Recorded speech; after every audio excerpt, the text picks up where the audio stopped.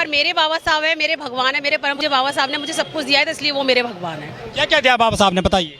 शिक्षा दी है, चिकित्सा दी है, रोजगार दिया है, नौकरी दी है, कि यहाँ तक के कपड़े पहनने का अधिकार बाबा साहब ने दिया है, रोडों पर चलने का अधिकार बाबा साहब ने दिया है, संसद में जाने का बाबा साहब ने अधिकार दिया है, हर पोस्ट पर विराजमान होने का अधिकार बाबा साहब ने दिया है। तो मैं क्यों ना मानूं बाबा साहब को। ऐसा होता है ना भैया, जिसने पढ़ा नहीं है, जिसने जाना नहीं है बाबा साहब को, उनको पता ही नहीं है कि बाबा साहब क्या हैं।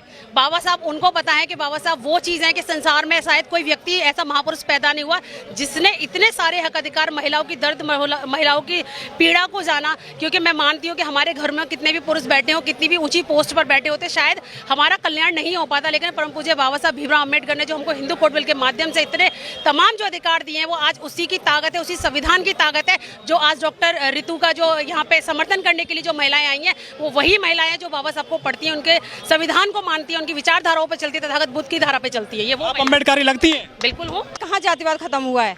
कोई जातिवाद खत्म नहीं हुआ, अभी तक है।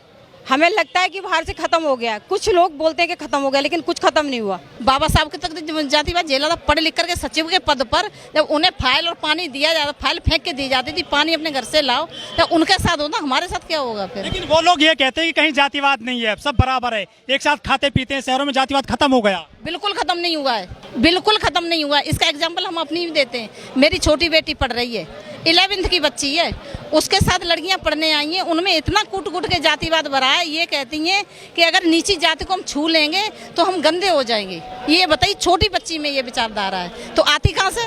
वो हम पेरेंट्स ही तो डालते हैं। ये घर से जातिवाद गया, घर से ही जाता है जातिवाद। उनके माँ बाप सिखाते हैं जातिवाद करना है। सही माँ बाप सिखाते हैं। माँ बापों का ये है, हम खुद ही बता रहे, जो हमारे साथ हो रहा है कि लड़की 10th के एग्जाम दे रही है, वो दूसरी मनोवादियों की लड़की है, तो वो क्या कहती है कि एससी की तो इतनी हालत है कि अगर उन लोगों को मालूम पड़ जाए कि उनके पास कितने अधिकार हैं, वो तो हम जबरदस्ती इनके ऊपर थोपे हुए हैं, तो वो हमें निकाल के बाहर कर देंगे।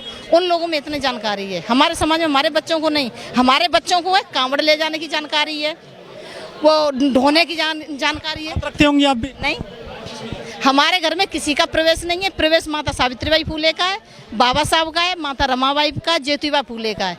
हमारा घर बड़ा धन्यधान है। हमको सिर्फ अपने महापुरुषों की विचारधाराओं के बारे में पढ़ना, उनको जानना, लोगों तक पहुंचाने का कार्य करने का हमारे पास इतना टाइम है। अच्छा, शाम को सीरियल देखती हैं आप? नहीं, बिल्कुल नहीं। देखिए उनको। नहीं, क्यों देखूं? उसमें धर्म की चीजें आ रही हैं बहुत सारी। आजकल करवा चौथ आएगी, नवरात्र आएंगे, जिनके लिए आएगी वो देखें ना। हमें जब किसी चीज़ से मतलब ही नहीं है तो हम क्यों देखें? जरूरत ही नहीं है हमें देखने की। हमारे पास बहुत सारी चीजें हैं। हमारे नवरात्र में रखते हो व्रत वगैरह? कोई व्रत नहीं रखती मैं, कुछ भी नहीं। तो भगवान कैसे मिलेंगे आपको? क्यों, मेरे भगवान है ना बाबा साहब भीमराव अम्बेडकर, मेरे भगवान, मुझे सब कुछ दिया है, तो मैं क्यों किसी को मानूं? आपके भगवान है बाबा साहब? बिल्कुल बिल्कुल, बाबा साहब है मेरे भगवान। और लोग भगवान जो प्रतिमाएं लग रही है, मूर्ति लग रही है, वो किसके भगवान है? वो जिसके होंगे, जिनकी इच्छा है, वो किसी को भी माने। हमारा पूरा परिवार जो अम्बेडकरवादी है। पहले कौन हुआ था अम्बेडकरवादी, आप या पति आपके? मेरे पति थे, वही अम्बेडकरवादी थे। मेरे ससुराल से भी अम्बेडकरवादी थे। मैं थोड़ा सा इस चीज में नहीं थी, लेकिन मैंने जब बाबा साहब को, माता रमाबाई जी को पढ़ा, अपने महापुरुषों को जाना कि ये तो मेरे अपने हैं, मैं दूसरों को क्यों